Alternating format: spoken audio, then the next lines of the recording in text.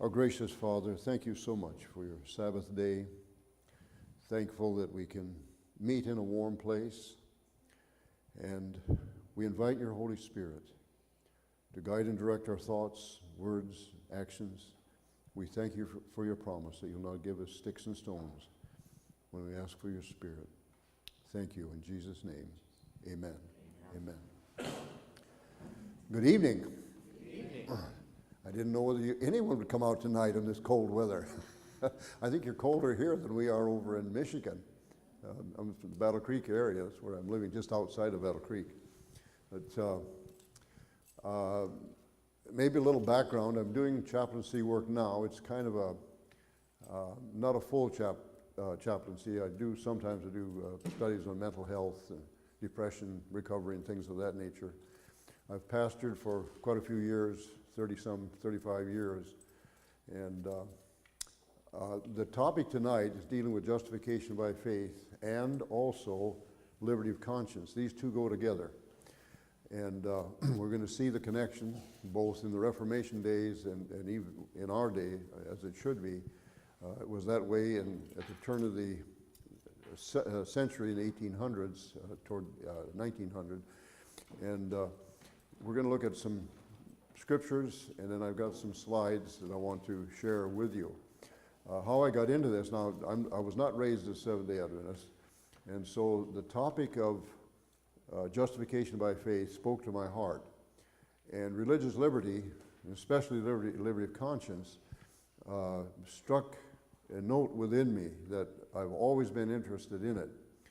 And a number of years ago I was pastoring in Pennsylvania, and there was a man teaching classes on how to preach for church members, and he was doing it. It was a pretty strong program. In fact, I thought it was maybe too strong. He was teaching them Greek and Hebrew, which is not necessary. I'm not opposed to it, but I felt his program was pretty heavy. And he was a little light on Adventist history. And he knew that I had been dealing in this, so he said, would you come and teach the students some Adventist history from 1844 to 1888? And I said, sure. And then we went on into the 1900s. And unbeknownst to me, the conference president walked in while I was talking about it, and I don't think he was there to check on me, but and in fact I know he wasn't. But I was joining justification by faith and liberty of conscience. The two go together. If you deny one, you deny the other. And so I didn't talk to him afterwards, but a week or two later he called me up and he said, Jerry, would you lead out in our religious liberty department in the conference? No. So it's through this concept that's how I got started in officially. I was doing it before that, but then I got the name tag. But anyhow, I want to begin tonight with the book of Hebrews chapter 10, in the last few verses there, and then we're going to go into chapter 11 briefly, and then I want to go to Revelation. But in Hebrews chapter 10, we have the message of justification by faith, and chapter 11. What do we consider? What do we consider the main point in chapter 11? You remember? Pardon me? Faith. Okay, it's called the faith chapter. And the connection is between faith and justification. And so in chapter 10, let's begin with probably verse 35 through 39. And he says, "Do not cast away your confidence, which has great reward." By the way, this passage was a strength to the early Adventists during the 1844 disappointment. I understand that James White would come in the back of a church or back of a building. They didn't have churches in those days. And many were discouraged because Christ did not come in 1844. And so he would come in singing songs, and he would be either hitting a songbook or the Bible, keeping time. By the time he got to the front, everybody was singing. But this is one of the passages that he used to help the people. So he says, again, 35, "Do not cast away your confidence, which has great reward. For you have need of endurance, so that afterward you have done the will of God, you may receive the promise. And this is the promise. For yet for a little while, and he who's coming will come, and he will not tarry. Now the just shall live by faith. But if anyone draws back, my soul has no pleasure in him. But we are not of those who draw back to perdition, but of those who believe to the saving of the soul. So here we have the message of righteousness by faith, justification by faith.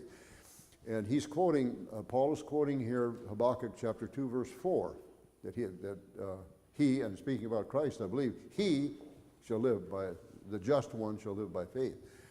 And this is quoted 3 times in the New Testament, Romans and Galatians and Hebrews, all dealing from that one text in Habakkuk. And now let's go to Hebrews chapter 11. We talked about the faith, starting with Abel. By faith he worshiped God. You have Enoch. By faith he walked with God. You have Noah, a preacher of righteousness by faith. Then we come down to Abraham, a stalwart of this message. And then you have Moses. And many people, I think it ends up with Rahab over in chapter 11, where she was a Canaanite and accepted the message of salvation. And she was one of the few that was saved when Jericho came falling down. And her family, evidently, many of the family. But I'm not going to deal with her, but I want to begin with verse 32. Here is the concept of liberty of conscience. He says, the time would fail me to tell of Gideon and Barak and Samson and Jephthah, also of David, Samuel, and the prophets, who through faith subdued kingdoms, worked righteousness, obtained promises, stopped the mouths of lions. This is dealing with liberty of conscience.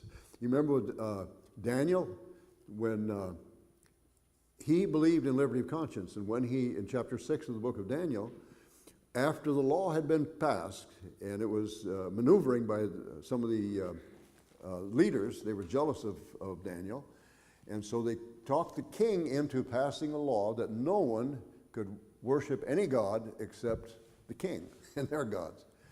And so what did Daniel do? He believed in justification by faith, and he believed in liberty of conscience. So he went home, and he continued to do what he had always been doing. He would bow down 3 times a day, windows open, and those people were outside listening, writing down what he was doing. But he believed in liberty of conscience, and of course he paid for it. They put him in a prison. He shouldn't have lived through the night. These lions are pretty hungry. But the king knew he had been tricked. And he said, God will take care of you. And sure enough, God closed the mouths of the lion, and he came out the next day. But this was a principle. And so here, dealing with the shutting of the mouths of the lions, that was the experience of Daniel. And then verse 34, quenched the violence of fire, escaped the edge of the sword, out of weakness were made strong, became valiant in battle, turned to flight the armies of aliens. Women received their dead raised to life again. Others were tortured, not accepting deliverance, that they might obtain a better resurrection. Still others had trial of mockings and scourgings, yes, and of chains and imprisonment. They were stoned, they were sawn in two. Now this is probably dealing with Isaiah. Manasseh was the king. He didn't like Isaiah because Isaiah was too pointed with him on 2 points, one on salvation and the other on judgment. And so the king, Manasseh, was the worst king ever of Judah. And he got mad at Isaiah, and he stuffed him in a tree and sawed him in 2. Now, Manasseh was later converted, and I believe he's going to be in heaven. I would like to be close to Isaiah and Manasseh when they meet. I believe that Isaiah will be happy to see him. And don't you? I mean, he must have forgiven him even before they did that to him. And these are lessons for us. Sometimes things go rough for us, sometimes bad for us. And sometimes we get discouraged. But if we remember, that Jesus has gone through these things. There are many people who have gone through them. And one of the points of our study is the faith of Jesus. We need to remember that the faith of Jesus is believing not only in the absence of our feelings, but against them. That's the faith of Jesus. And as you look at Calvary, when he cried out, my God, why have you forsaken me? He was crying from the anguish of his spirit. But he believed, regardless of how he felt. He believed against his feelings. And doesn't Revelation 14:12 say, here are they who keep the faith of Jesus? We too will learn to believe not only in the absence of our feelings, but against them. And sometimes the little trials we go through now are preparing us for that time. Sometimes I've talked to God, God, why is this happening to me? We studied about Job this last quarter, and he said it many times, but he had no idea what was going on. We can look back and see that God was working with him, protecting him actually. And when he found out about, when Job found out about it, he praised God. And God's people are going to be praising God through hard times. Well, it isn't going to be always praising, but they're going to be praising God from time to time. And we need to learn that now. I remember reading, I think it's in the Ministry of Healing, where Mrs. White talks about some people that had bought a singing canary, or a singing bird, put him in a cage, tried to get that bird to sing a certain song. Couldn't do it. Just a little bit here and a little bit there, but could not do a complete song. So they put a dark covering over that, put the music where the bird could hear it, and he learned to sing that song in the darkness. And when they lifted the dark covering, he never forgot. He continued to sing in the daylight. And that's the same with us. When we go through trials and darkness, and we learn to sing praises to God and thank him even for the terrible things that happen, as we learn to sing, have the joy of the singing of Christ during hard times, when that cover is lifted from us, and it will be at the second coming of Christ, we will be shouting and singing praises forever. Never to go back into that again. But we get glimpses of that even now when we see God answering our prayers or protecting us, doing different things. And he will continue to do so. His arm is not shortened that he cannot save. But anyhow, let's go on here, because then we have verse 36. Still others had trial of mockings and scourgings, yes, of chains and imprisonment. They were stoned, they were sawn in two. Oh, I read that one, didn't I? They were tempted, they were slain with the sword. They wandered about in sheepskins and goatskins, being destitute, afflicted, tormented, of whom the world was not worthy. They wandered in deserts and mountains and dens and caves of the earth. And all these, having obtained a good testimony through faith, did not receive the promise, God having provided something better for you and me. Isn't that good to know? That they should not be made perfect apart from us. This is the great movement that will take place when Christ comes. But what we just read, dealing faith in God, and they believed in religious freedom, and they believed in liberty of conscience. Now, the religious freedom was taken from them, but not liberty of conscience. The enemy can do that. He can take our freedoms. He can take religious freedom from us. We may not be able to worship in a house of worship. He can shut that down. But he cannot take liberty of conscience from us unless we surrender it. So that's the main thing in these last days. Now, I want to get my little button out here, and we'll look at some things here. This is in the book of Revelation. In fact, chapter 1, verse 4, John, in writing, coming from the Lord, it says, grace and peace to you. It's almost like Paul writing a book. But chapter 1, verse 4, now the book of Revelation is bathed in grace. It begins with grace and it ends with grace. And so verse 4, and then this chart will show this. It begins with grace and it ends with grace. The last chapter, the last verse. Do you remember what it says? He speaks again about the grace of God being with us. So the book of Revelation has bookends of grace, and it keeps it all together. You have the 7 churches. You have the new earth, the earth made new. The 7 seals, the 1,000 years, and the 7 trumpets. You got the 7 bowls, the 7 last plagues, and in the midst of this, you have 3 angels flying in the midst of heaven with a message. What is the message? So let's move one more here. This is the leading up to Revelation 14, where the 3 angels are seen and heard. That's the historical aspect leading up to it. Then you have the last day events starting there. Now, these are mingled all the way through the book of Revelation, but the high point is the 3rd angel's message. And so here, grace holds everything together. And do you remember what Ellen White says about the 3rd angel's message? She was asked a question. In fact, I think I've got it. We'll show this a little bit later. She said, several have written to me inquiring if the message of justification by faith is the 3rd angel's message. And I have answered, it is the 3rd angel's message in verity. That is a major issue in the last days. Now, let's go back here to this one. So we've got justification by faith. All of the whole book of Revelation is encompassed on both ends, beginning and ending, with grace. Grace is unmerited favor to those of us who do not deserve it. But it's also the power of God that works in us, teaches us to say no to ungodliness and yes to godliness.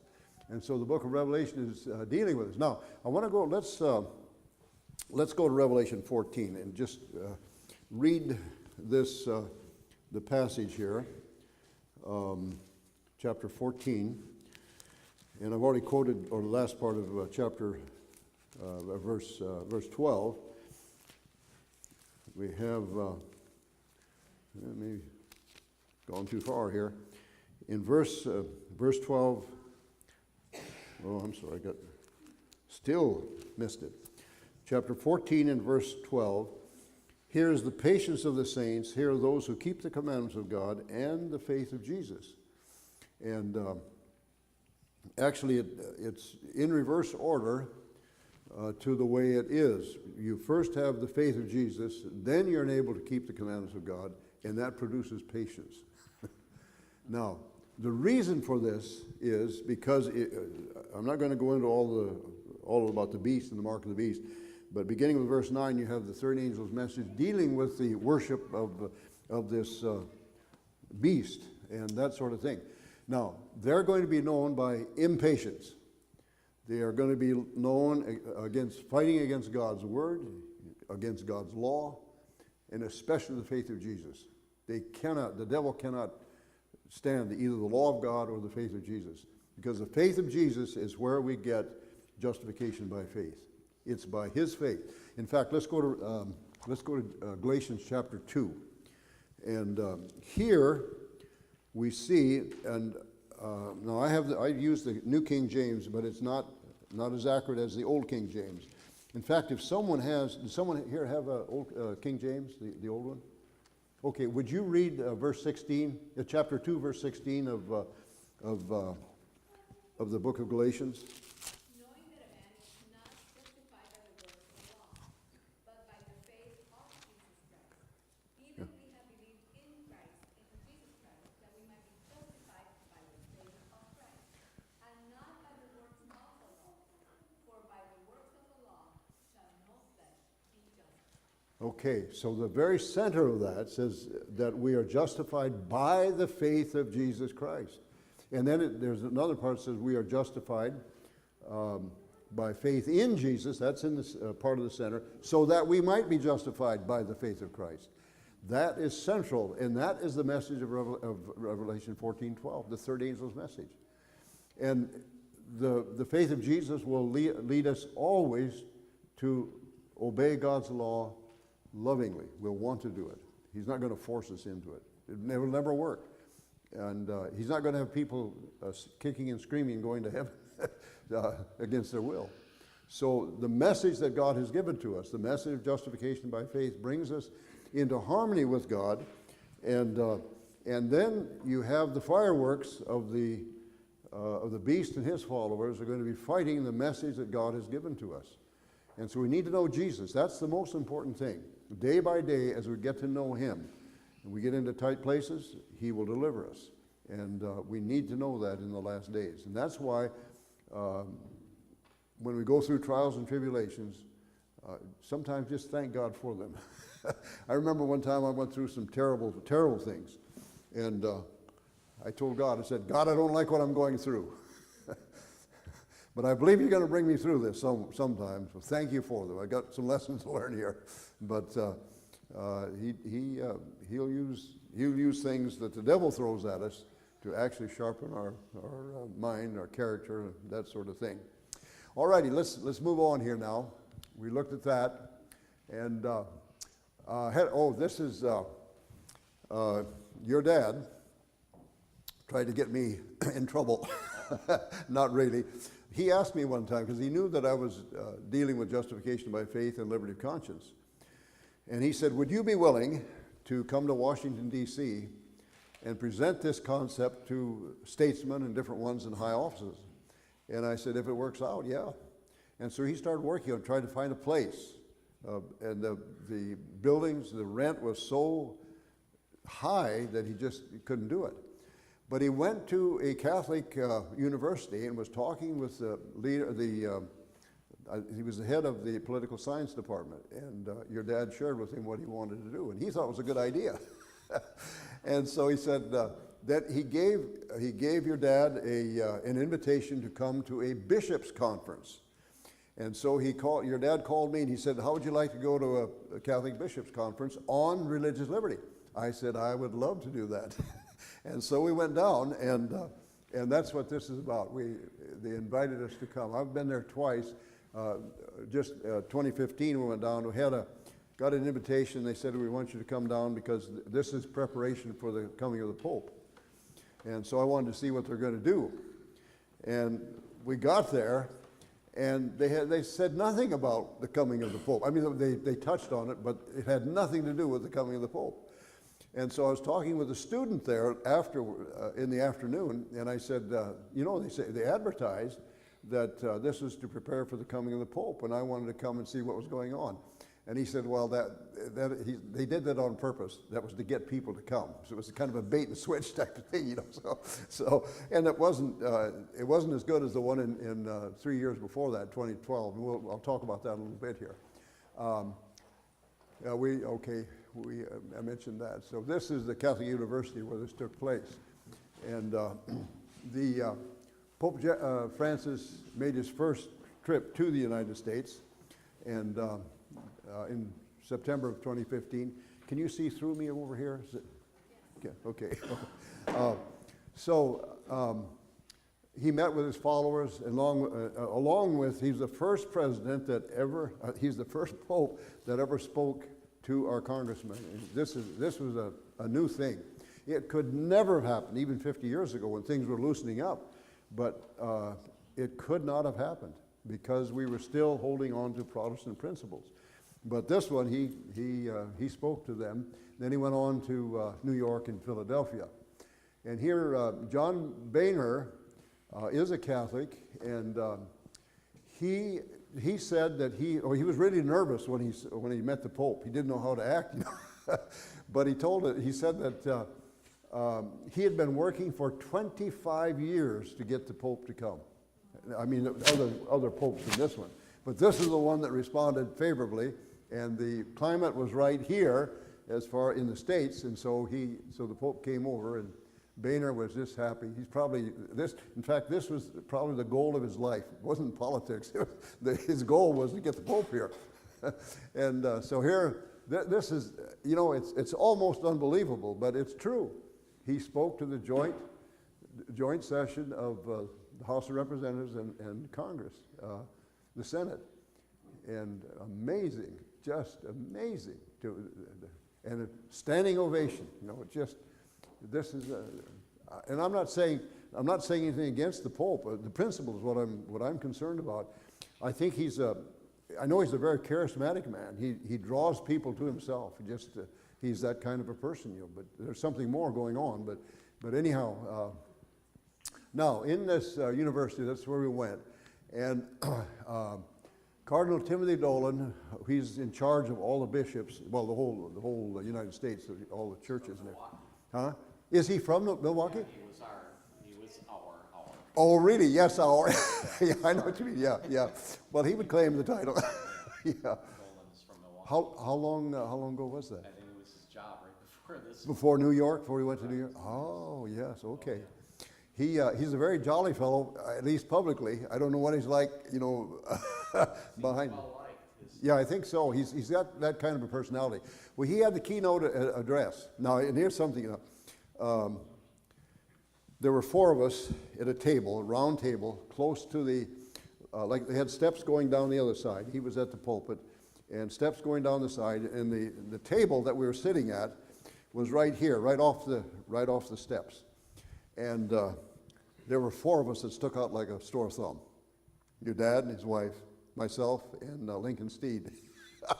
All these people flowing, some of them were really beautiful flowing robes, that the bishops were wearing. I didn't take a picture of them. I got some off the internet just to give you an idea. But anyhow, he had the opening talk, and then he was dressed in black. Here, I got this off the internet to show. There's one that I could not find, and that was one that I thought was the best of all of them. And I don't think it was a Trappist attire, but it was kind of a tan. It was really a nice-looking flowing robe, But I don't know what kind it was. But anyhow, this is you had your Dominic order, Benedict order. I didn't see any. I don't know. I'm sure there were some Jesuits there, but I don't remember of seeing them. But I'm sure they were there because all the bishops in the United States were there, or should have been. And anyhow, in this meeting, well, what happened here? Oh yeah, 212. Yeah, he spoke of the grand principles of religious freedom and a Roman Catholic commitment to protecting this freedom for everyone.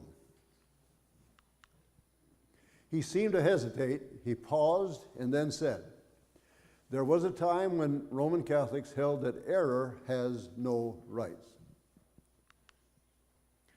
The comment sparked much debate later, at which time a Catholic historian explained that indeed there had been a seismic shift for the Roman Catholic Church. And that shift took place in Vatican II, when they decided they were going to bring the churches back into their fold. And after, I was going to say that we were sitting there in this table, and I didn't realize, we probably should have sat back so we wouldn't have been noticed. But he came down those stairs, and I was sitting here right next to the pulpit, or to the stairs, and he sat down in a chair with me. He said, "Who are you? Where are you from?" With just a few minutes, he had everything he wanted from me. And then he said, "Well, I've got to go." So he got up and started walking away, and then Lincoln jumped up and went over to talk to him. He said, "I'd like to have an interview." And he said, "Sure." And this is where that came from. But as he was speaking, he hesitated, and he said, "There was a time when we thought heretics had no liberty." They still believe that. Now, I was really amazed as I listened, and this was not dealing so much with religious freedom here in the States. It was dealing with liberty issues overseas, wherever the Church of Rome was involved, and wherever they're under the fire by communists or whoever it might be, then they're insisting on religious freedom. And I think it's true anyhow. They should have it. But as I listened, I sat there and listened. I said, "They have stolen a march on Seventh-day Adventists." And I was amazed at the influence they have on the State Department. Many Catholics were in there, and I'm not opposed to them being in politicians or that sort of thing. There are some things. I was raised a Catholic, and I don't hate Catholics, but we were told when we were kids to get into politics. And our first obedience was to the Church of Rome. I remember that from the time I was a kid.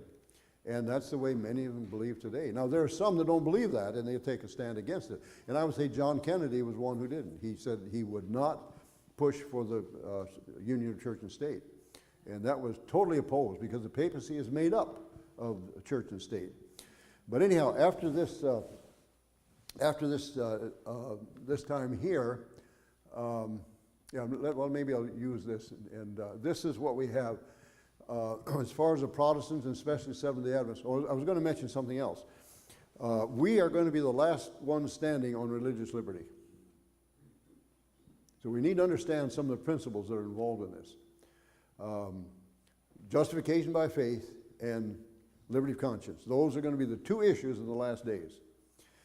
And now, the Baptists used to be, they were a powerhouse when it came to dealing with the separation of church and state. And it goes all the way back to the colonies. Some of the Church of England in Virginia, they used waterboarding against Baptists. Yes, I'll tell you, it's amazing the things they did. But it was the Baptists who pushed continually for the separation of church and state until just a few years ago. I think within maybe the last 10 years. They have backed away from it. And so the only Protestant group that is really strong, or should be strong, that's the Seventh-day Adventist Church. And we believe in liberty of conscience, not just for Seventh-day Adventists, but also for Sunday keepers, Muslims, whatever day they want to worship on. And we need to protect that principle. We don't have to agree with theologically what they're doing, but we need to protect the principle of liberty of conscience and freedom of worship.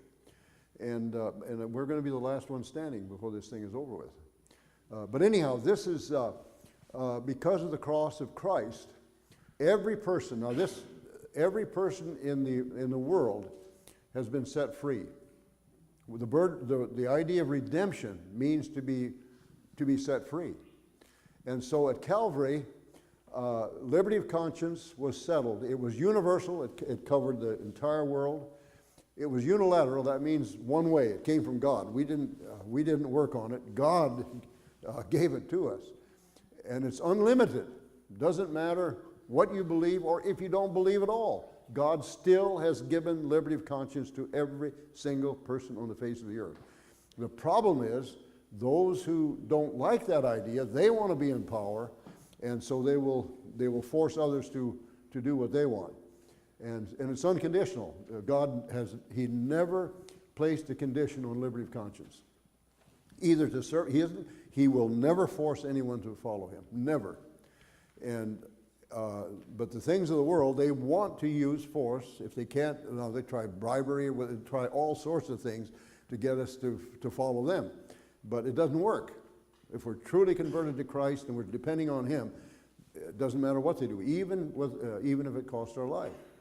And that's only God can bring us that kind of thing. Now, the Catholic idea, the papacy, on liberty of conscience is that it's particular, it's bilateral. That means two ways you negotiate and get it or whatever. But it's particular, it's primarily, now they're saying that it's for their concept is for everyone, but it's not right on target. It is right now because the climate is such that you have to make statements like that. But when they have the power, and there's some Protestants that deal with the same thing, then we're going to see some of the fire popping. And it's limited.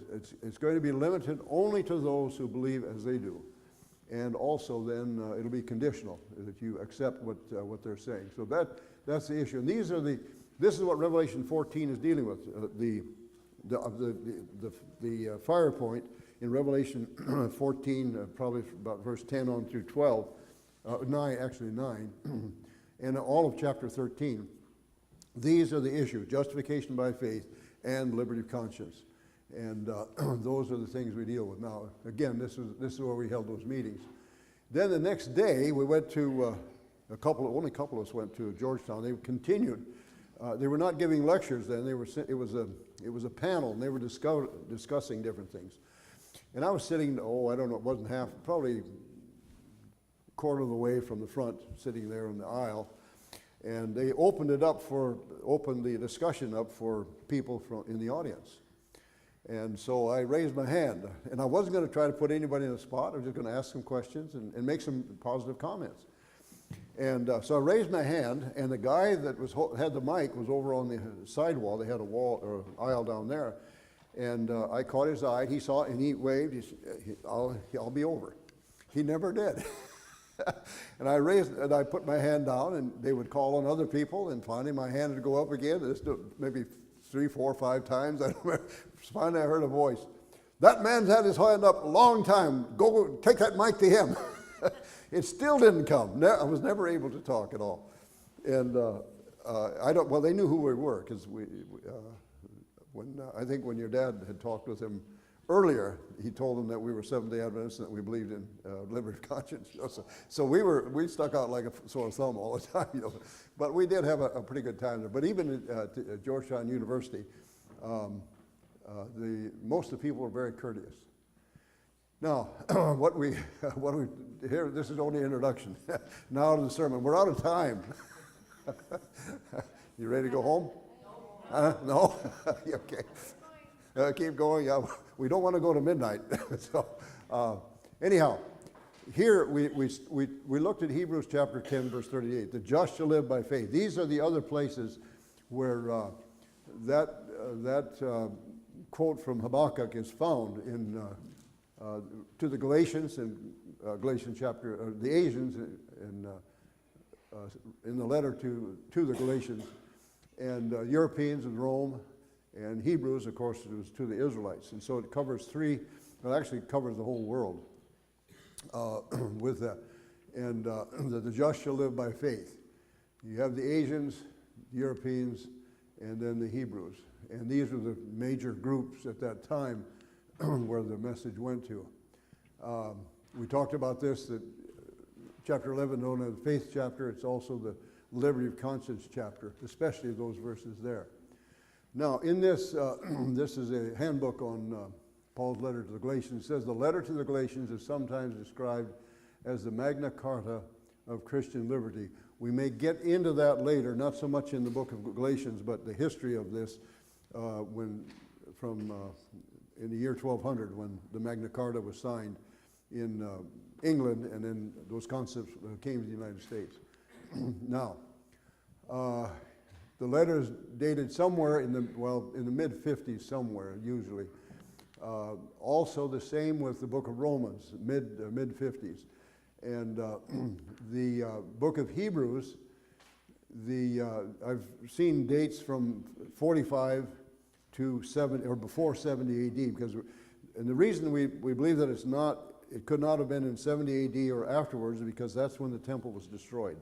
And there's no mention of this in any of these books. And so they were all written before that period of time.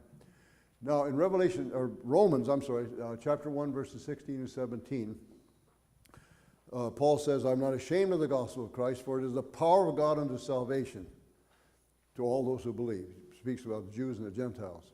And the Galatians 3:11, he says that we're justified not by the works of the law, but by faith in Jesus Christ. That was the issue there. And this covers it. And then chapter 10, verses 38 and 39 of Hebrews, the idea is perseverance. Never give up, never turn away. And that's what the message of salvation, righteousness by faith will do for us. We'll cling to the righteousness of God as the power of God, and we will obey the law, but it will not be for merit.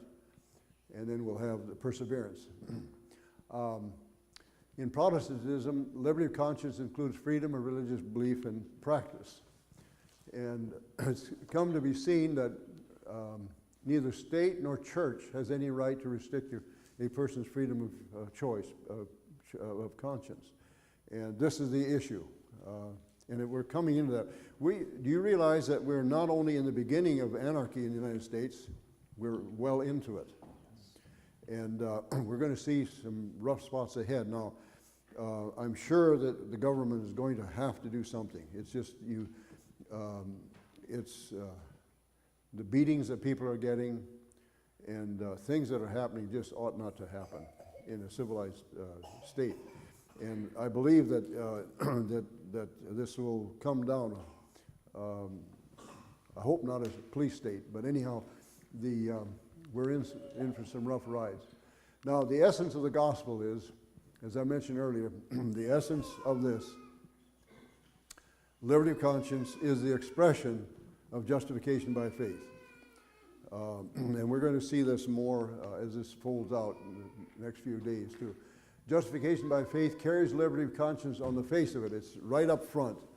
And to receive recognition, acceptance, along with all other freedoms. And those who are truly justified by faith will stand for liberty of conscience for others, even though we may not believe theologically as they do. Freedom of conscience based on justification by faith is foundational to all other freedoms, rights, and pursuits. And that's why even in the Declaration of Independence says that there are three things that granted to us by the Creator. One is life, liberty, and the pursuit of happiness. Now, it doesn't say happiness. It says the pursuit of happiness. But before you can have that, you must have life. You must have liberty. Before you have that, you must have life. And we may go into that more as the day goes on. But anyhow, that is, and then you have your the Bill of Rights that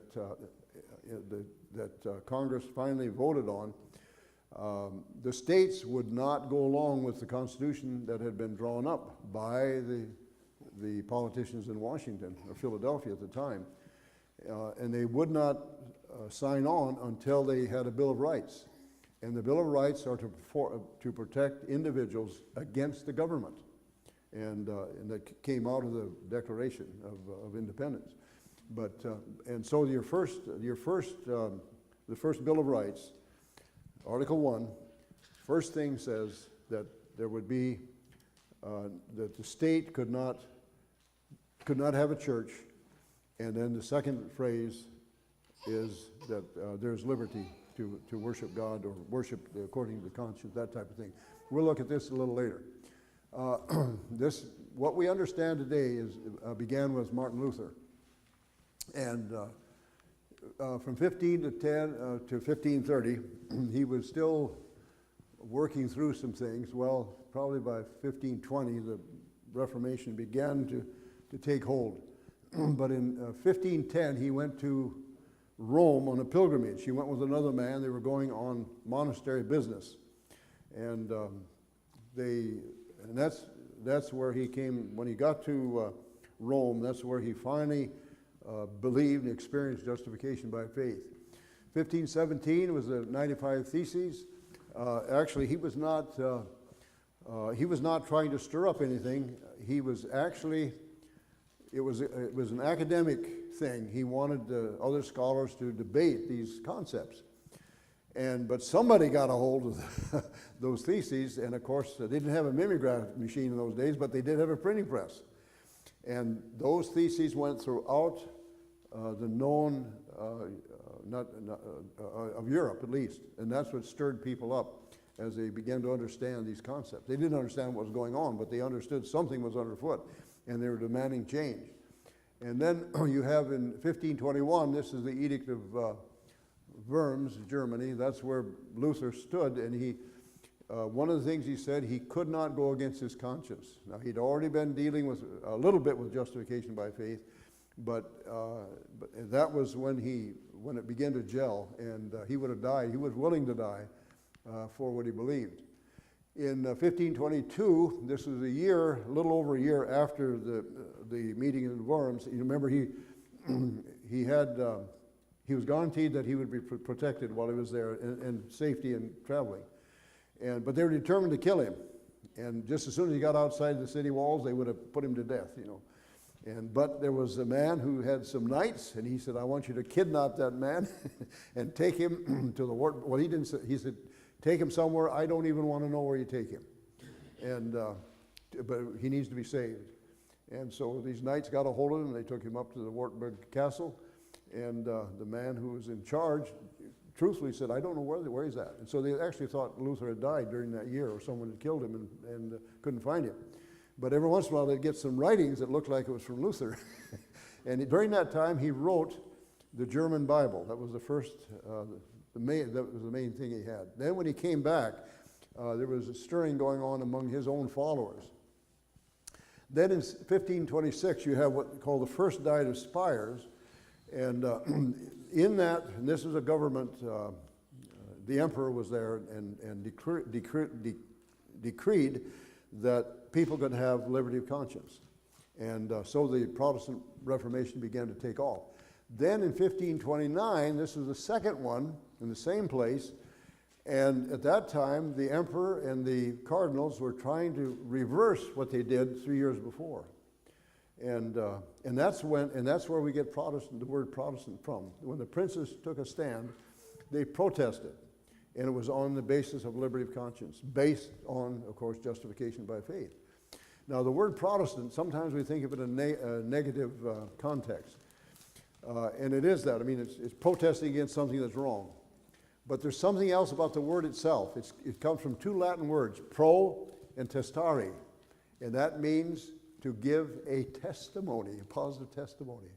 And so you got two aspects. You protest against the evil, but you give a good testimony of the gospel of Christ. And so that's where the idea of Protestant comes from. Now, Luther went to Pilate's staircase in Rome. He went to other places first, and he really got angry because they were always saying Mass in Latin. And of course, he understood Latin very, very well. And he heard them blaspheming God, cursing God, and everything like that. He was just totally devastated from what he heard. But he kept going to these places around Rome where he knew he was going to get a blessing. But the more he went, the worse it got. But he went to this staircase of Pilate, and the idea, if you crawl these stairs praying and doing certain things, you could help release relatives or friends out of purgatory. And so he was going there to save his relatives. At one shrine called Pilate's Staircase, it was said you could free dead relatives from purgatory by crawling on your knees and praying on each stone. This comes from, actually that was a children's book that still, well, it was in the 1800s, I think, but it's still circulating. This is the building that houses what they call the Holy Stairs. They claim that angels took the staircase that Christ walked up and down when he went into trial, on trial before Pilate. And it was a miracle to put it over there. So you get thousands upon thousands, millions of people going there and climbing these stairs. We'll see what it is here. As you go in, you see the, who do you suppose that statue on the left or the right means? Huh? Judas, yeah, Judas, the kiss of death. How about the other one? Pilate, that's right. So you come into this place, you see that, and you see the stairway, they're going up. And here, you see hundreds of people constantly going up there. Now, I've got this one. This is an old one, wait a minute, I need to go back up here. There should be another something on here. Let me see if it'll do it. No, let me go back. You see at the top of the stairs, this thing is not even working. Oh, there it is. Right there, that's called the holy place. And it's barred, it has bars in it. And I've been up there. I didn't go up on these steps. There are two stairways on either side of the central one. The central one is the one where people go up. They go up on their hands and knees, praying at every step. And then when they get to the top, then they can come down those other ones. Well, I got the idea one time. I've been there 2 or 3 times now, and not to poke fun of the people, but I said I want to go to the top of the stairs and just look in their faces. And I tell you, there are some deeply sincere people on those stairs. I have no doubt in my mind. But the deception, that's the problem with this whole thing. So I ran up the stairs on this side, and I looked down, and I took some pictures. But before that, Luther crawled those stairs, and every step he prayed the Lord's Prayer. thus had 9 years indulgence for every step. The Pope had said so, so that's what he thought he was doing. And supposedly the step on which Jesus broke down is marked with a cross, and on this step Luther got a double indulgence of 18 years. Now this is out of purgatory, so he wouldn't have to suffer a long time. He believed this exercise took his grandfather, Heine, out of purgatory. Luther said he was sorry his parents were still living, for had they been dead, he could have gotten, he then and there could have gotten them out of purgatory. Can you imagine that? But this is what he believed at that time. And so again, this staircase, what's going on here? That shouldn't have happened, I don't think. Okay, here we go. But you see that it's just packed. Usually it's this way. And that's what I should have had earlier. I don't know what happened here, but anyhow. But you see these people going up, and so I went up to the top, went around the side, and looked down. And there's a plate there at the top of the stairs, and you see people touching it. And here's a young teenager, and she was so happy to be able to touch this thing. And you have some people kissing it. Here's a lady kissing it. And it's just, it's amazing to see what's happening. But then as you turn and you look into this room, it's called the Holy of Holjes. And it has this bars here. It looks like a prison. And I took pictures of that. And then, look at there. What's that? Now, I didn't put it there. But I took a picture of it. 2 pictures. There's another one. Someone put, I don't know if it's the same person or not, but there's glow tracks were put on that little shelf going in, looking into the Holy of Holies. And again, these dear people. And it was in this movement of going up the stairs that Luther believed that he heard the voice of God, whether it was internal or external, I don't know, but he said, as soon as he heard it, the just shall live by faith. And he'd been studying this. He still was grappling with it. But when that came to him, he jumped up and refused to continue his pursuit up those stairs. That's what broke the back of the hold that the papacy had on Luther.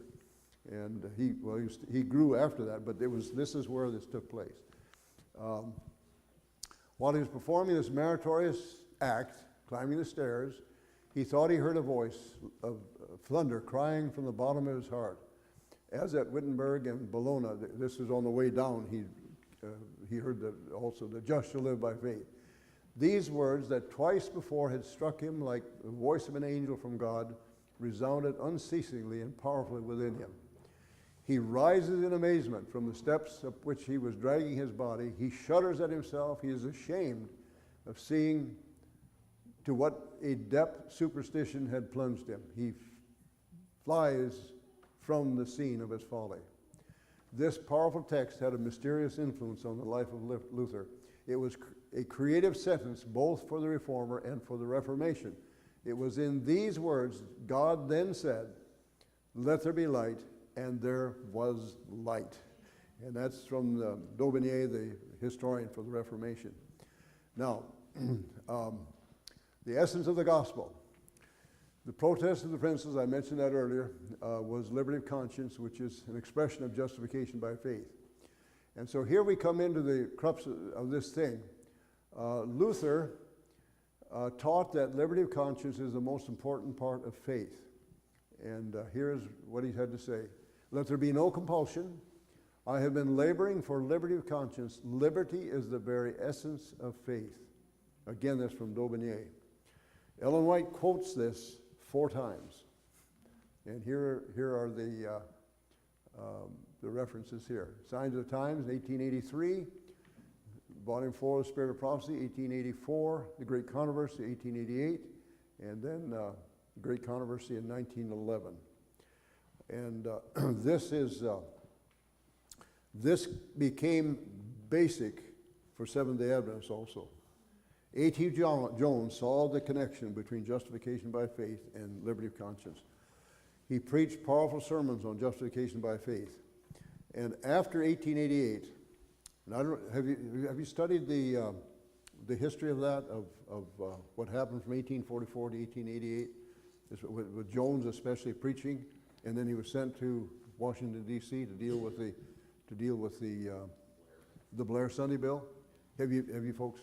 Okay, so I don't have to go into that then. Okay, but God had put together the concepts of justification by faith and liberty of conscience in the Advent movement, and he began it in the Protestant Reformation, and it was dropped out by Protestants.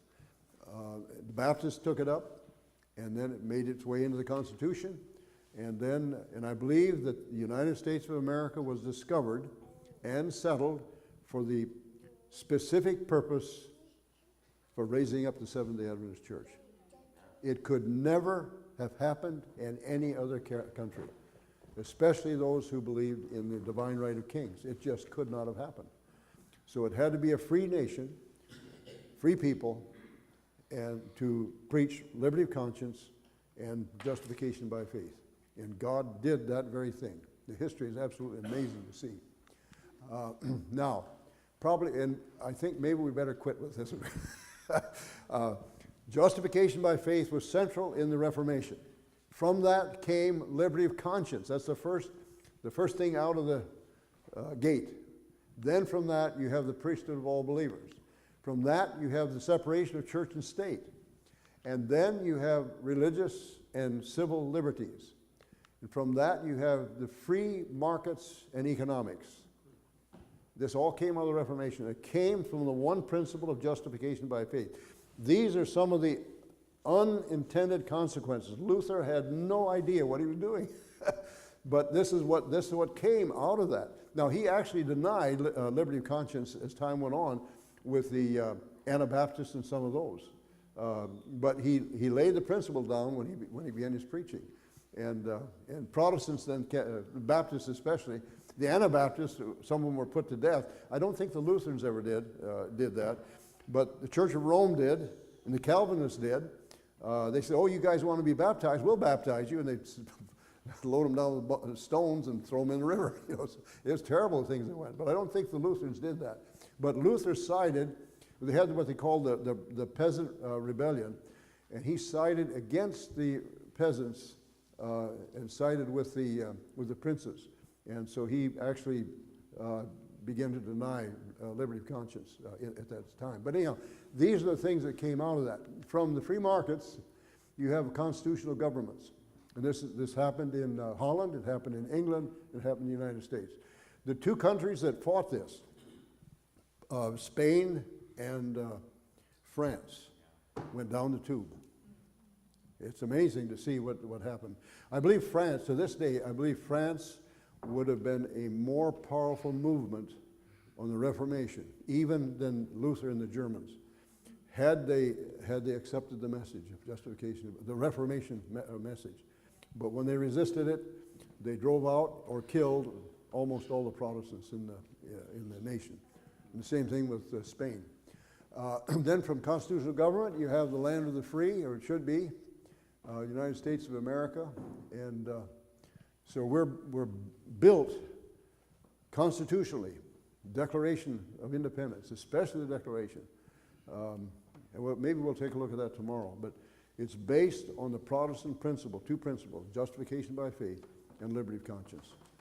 Jesus Christ has set you and me free because of what Christ did for us on Calvary.